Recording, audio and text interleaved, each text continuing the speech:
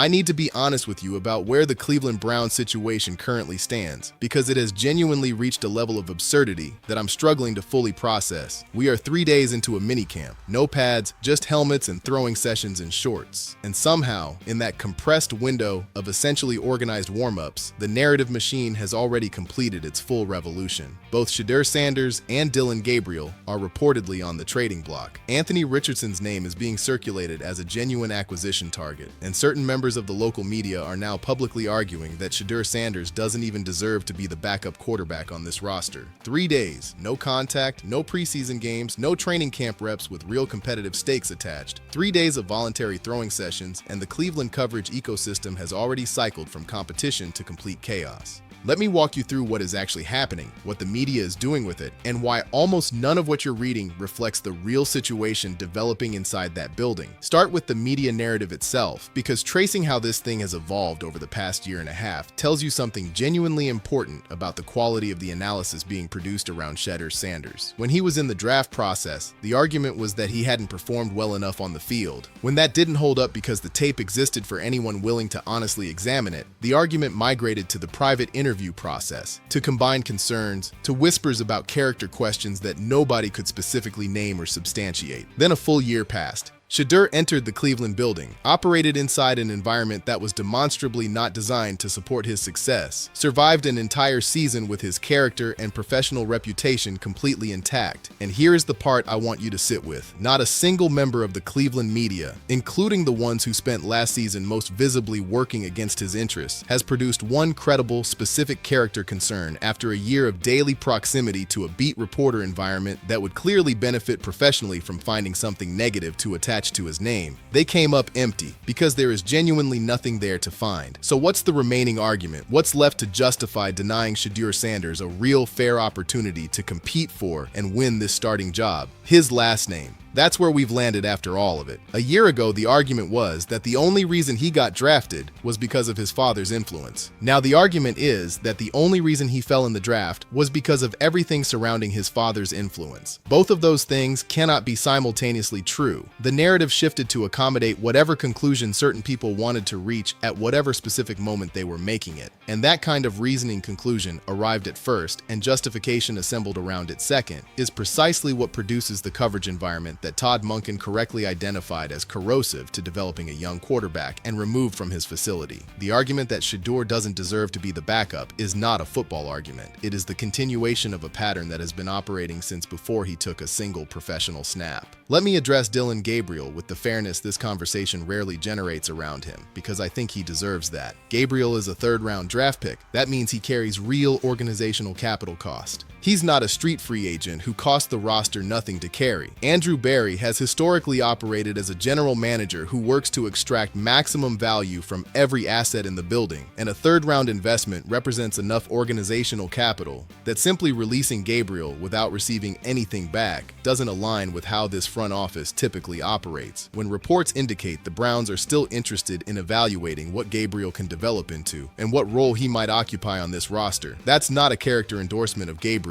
as a player. That's an accurate description of how a competent front office manages an asset they've invested meaningful draft capital in. The question of whether Gabriel ultimately stays, gets traded, or ends up on a practice squad somewhere is genuinely open. Pretending it's already resolved before a single padded practice has been held is the same premature conclusion drawing that has defined the coverage of this entire situation from the beginning. What is not genuinely open is the assessment from the people who actually watched both quarterbacks compete. Josh Cribbs, a man who played professional football at a high level, who understands what winning looks like from inside a competitive environment, who has no personal stake in advocating for either player over the other, was direct about what he observed. Gabriel has exhausted his opportunity with the Browns. He is not the talent this situation requires. Shadur outplayed him. That is a football person speaking honestly about what he watched, not someone working from a media cycle agenda. And when Kordell Stewart, a quarterback who broke records at this game's highest level and understands what the position demands from the inside, says it even more plainly, that Gabriel doesn't belong in this conversation and Shadur outplayed him. Winning is everything, and Shadur has demonstrated it. You are hearing legitimate football people arriving at the same place independently of each other. The only people still manufacturing reasons to keep this competition artificially open are the ones whose interests are specifically served by doing so. Now let me address the Anthony Richardson trade avoid speculation directly because this is where the conversation entered territory, requiring a genuine reality check. The proposal circulating in certain corners of this discussion is that Cleveland should trade Shedeur Sanders and a late-round pick to Indianapolis to acquire Anthony Richardson. Let me ask you to actually think through what that Browns quarterback room would then contain, because when you examine it clearly, the proposal becomes very difficult to defend on pure football grounds. You would have Deshaun Watson, whose physical situation involves real uncertainty about how many games he can sustain as a primary starter across a full season. You would have Dillon Gabriel, widely acknowledged as a developmental project still in the early stages of professional formation.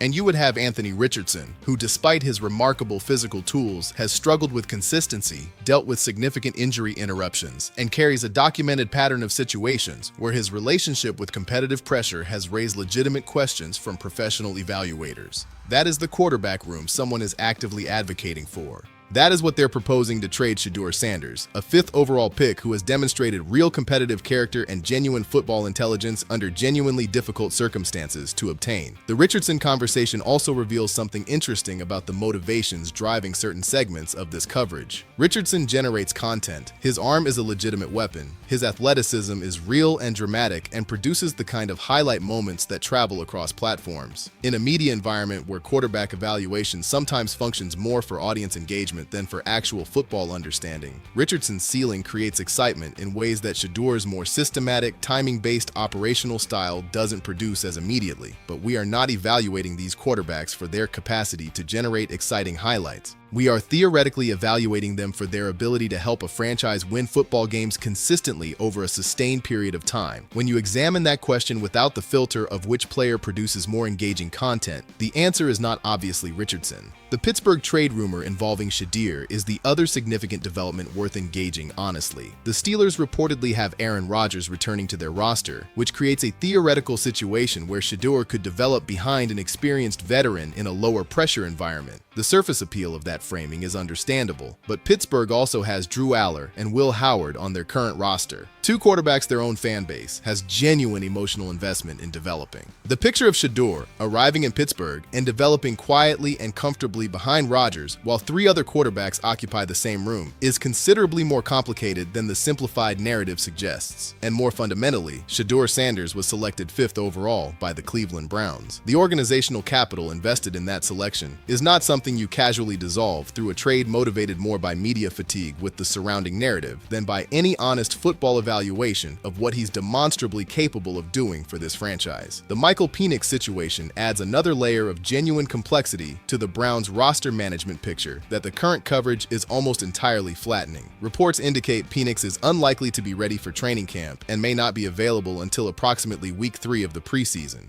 That creates a real operational need for quarterback bodies in the building during the early stages of camp, regardless of what the ultimate depth chart resolution eventually looks like, which means Gabriel potentially remaining on the roster initially as a functional camp body serves a genuine organizational purpose completely independent of any longer-term evaluation of his role on this team. The same reporter being cited as evidence that Gabriel is heading to the Atlanta Falcons can simultaneously and accurately be cited as evidence that the Browns still want to evaluate what he offers developmentally. Both of those things can be true at the same time inside a front office managing multiple variables across a compressed timeline. This is the kind of nuance that gets completely destroyed in a media environment operating at the volume and velocity the Cleveland coverage has been running at since minicamp opened. What I find genuinely telling in all of this noise is how the conversation around wide receiver additions has unfolded in the same media circles currently manufacturing reasons to question Shedeur's standing. The discussion about needing a veteran wide receiver presence, about bringing in experience that can help stabilize the passing game and help younger receivers develop professional instincts. This is happening in complete isolation from any examination of Jerry Jeudy's performance last season. Jeudy, who is already on this roster, was statistically among the worst players in the league at his position in terms of drops last year. He was exactly the kind of veteran receiver presence these conversations describe as necessary, and he delivered the opposite of what veteran presence is supposed to provide. The same people advocating for importing veteran stability at the receiver position have somehow conducted that entire conversation without acknowledging that the veteran receiver already in the building is a significant component of the problem being described. That selective attention, the same selective attention that has defined the coverage of Shedeur's situation since the beginning, is a consistent pattern rather than a coincidence. The broader picture heading into training camp is worth examining honestly, because the noise of the trade rumors and the media narrative cycle has obscured something important about what the actual football situation looks like. Shedeur Sanders has demonstrated, in the limited and structurally disadvantaged circumstances he has been given, that he belongs in this competition, and that the coaching staff currently in that building believes he belongs in it. Watson is operating with physical uncertainty that any honest projection has to account for.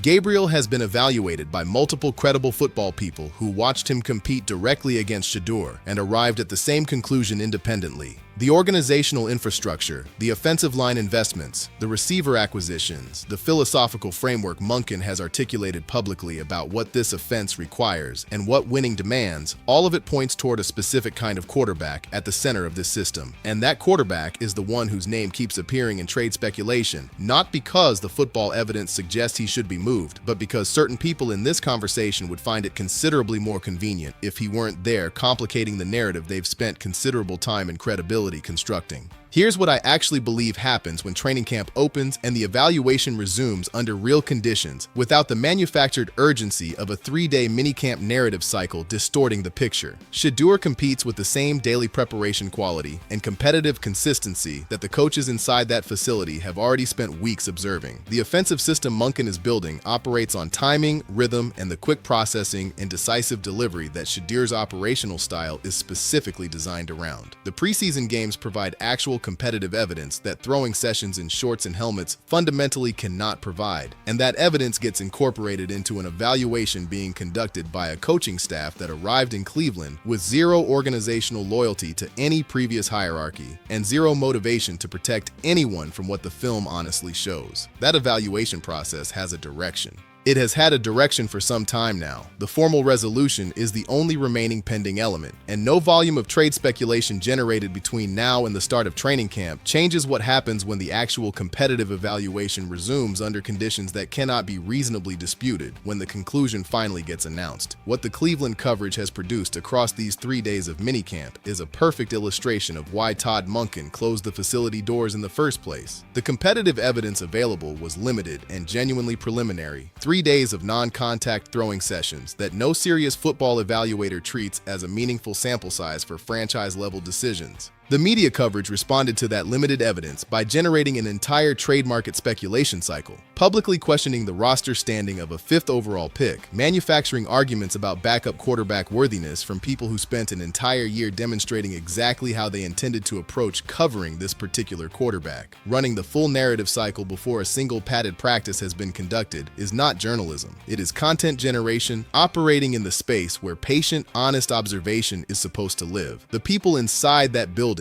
doing the actual evaluation under actual conditions are not operating on that timeline. They have seen enough to understand what they have. The rest of this process is about confirming it under circumstances that cannot be reasonably disputed when the announcement finally comes.